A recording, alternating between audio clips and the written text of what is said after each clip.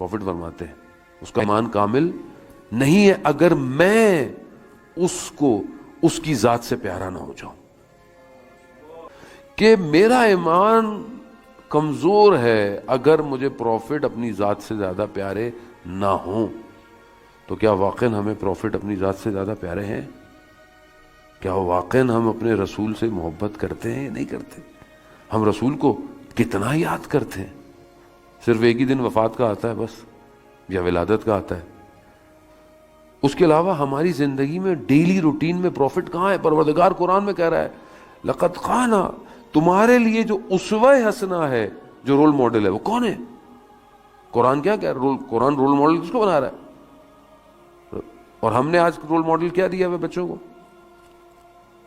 Marvel, D C comics, Disney, یہ ہمارے بچوں کے رول ماڈل ہیں. اس میں شرمانے کی بات نہیں ہے، کیونکہ یہی دنیا دے رہی ہے. کیا ہمارے گھروں میں بچہ کا رول ماڈل پروفٹ ہے؟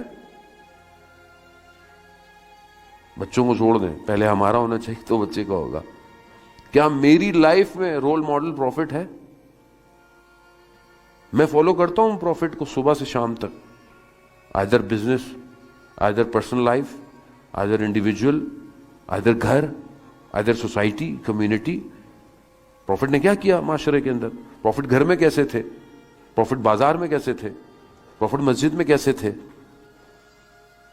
بچوں کے ساتھ کیسے تھے profit?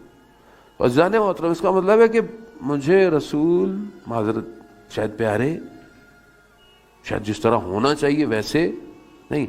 How many books till now I read about the profit.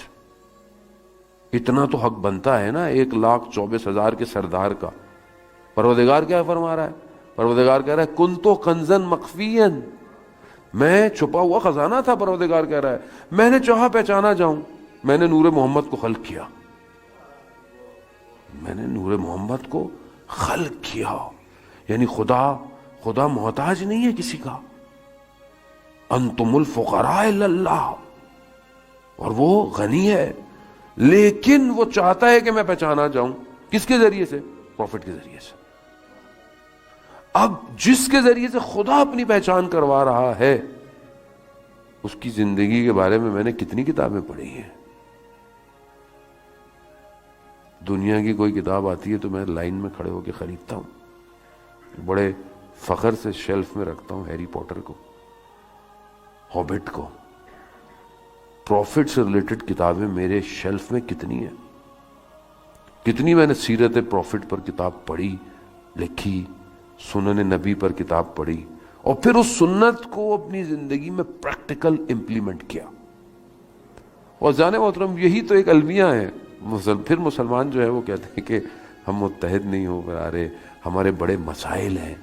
قرآن کہہ رہا ہے الا بذکر اللہ تطمئن القلوب، آگاہ ہو جاؤ، اللہ کا ذکر اطمینان دیتا ہے.